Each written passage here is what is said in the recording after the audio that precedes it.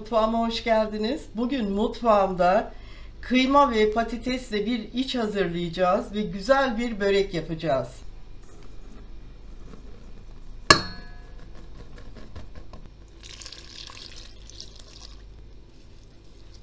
Burada 6 bardak un var, 200 milim bardak ile 2,5 bardak su, 1 tatlı kaşığı da tuz ilave ettim.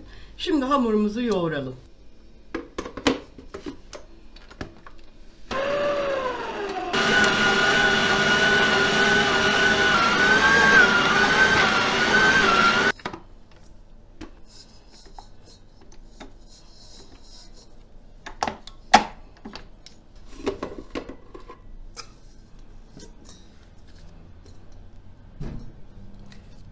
Hamurumuzun kıvamı tam olarak böyle oluyor.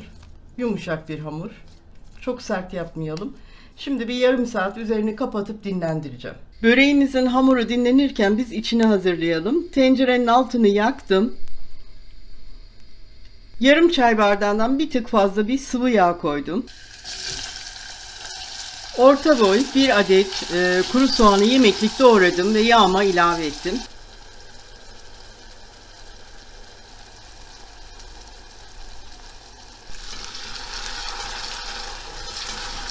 Soğanlarımız hafiften bir yumuşadılar. Bu aşamada kıymasını ilave edeceğim. Şöyle 200 gram kadar kıymam var.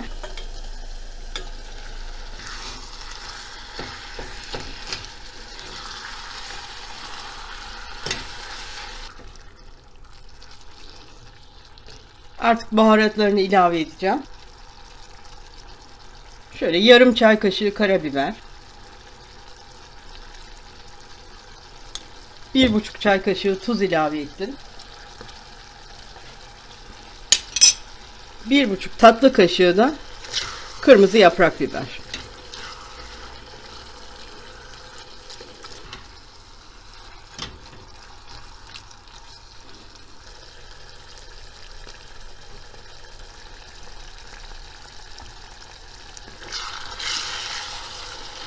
Kıymamız çok güzel kavruldu. Şöyle baharatlarıyla da şu 1-2 dakika kavurmaya devam ettim ve altını kapatıyorum.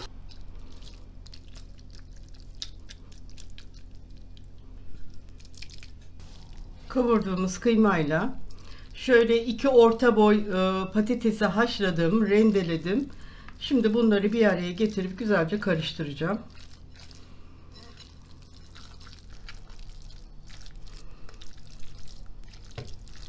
İçimiz tamamen soğuduktan sonra kullanalım arkadaşlar.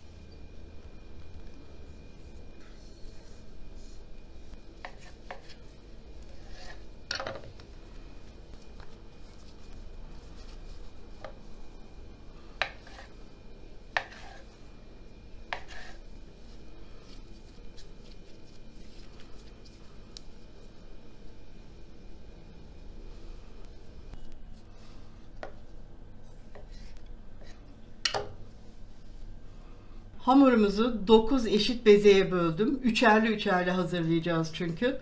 Şimdi ilk bezeden açmaya başlıyorum.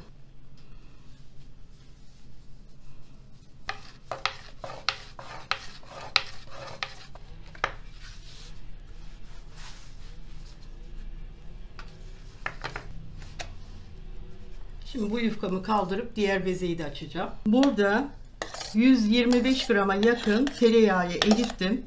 Sadece erittim, kaynatmadım. Şimdi şöyle bir çay bardağından bir parmak eksik sıvı yağ ilave ediyorum. Şöyle bir karıştıralım. Birinci yufkamı açtım, serdim. Şöyle erittiğim, hazırladığım yağdan sürüyorum. Şöyle elimi kullanacağım arkadaşlar. Fırçayla tam böyle istediğim gibi yağ yediremiyorum hamura. Her tarafına gelecek.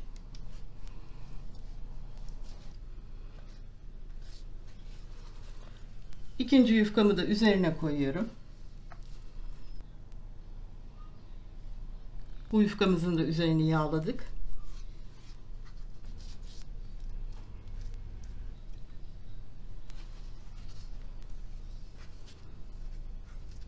Evet, üçüncü yufkamı da serdim. Yine yağlıyorum.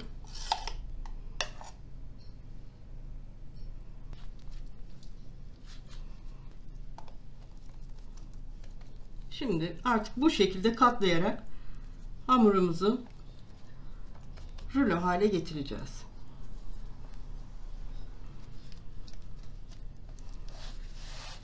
Evet. Ben diğer hazırladığım hamurları, bezeleri de bu şekilde hazırlayıp geleceğim.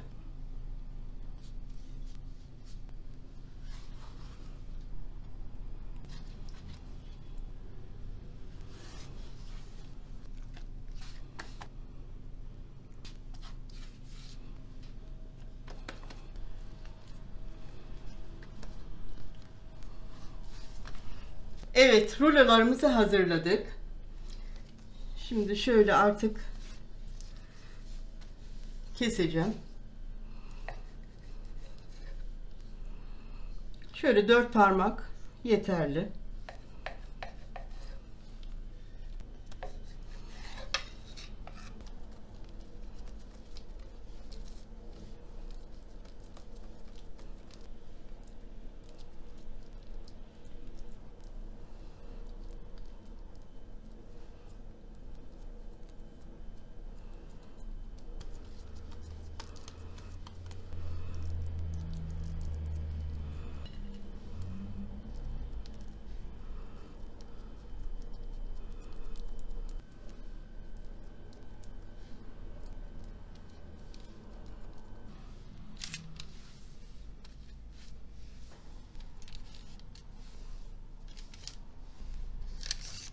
Böreklerimizin şeklini verdik. Şimdi bir yumurta sarısının içerisine 1 çay kaşığı su koyup çırptım.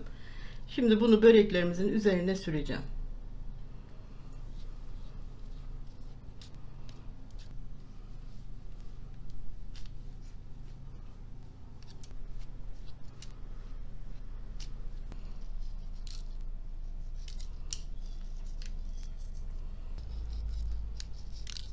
Fırınımı 180 dereceye ısıttım ve böreklerimi gönderiyorum.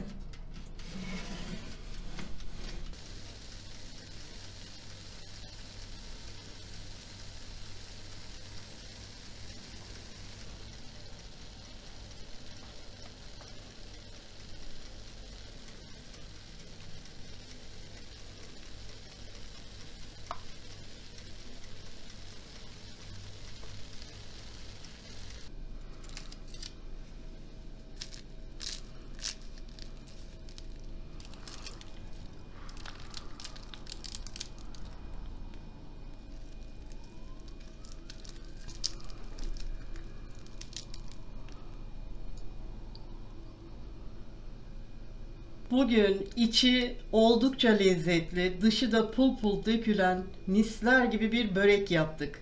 Sizler de yapın, sevdiklerinizle paylaşın. Bir dahaki tarifimde buluşmak üzere, hoşça kalın.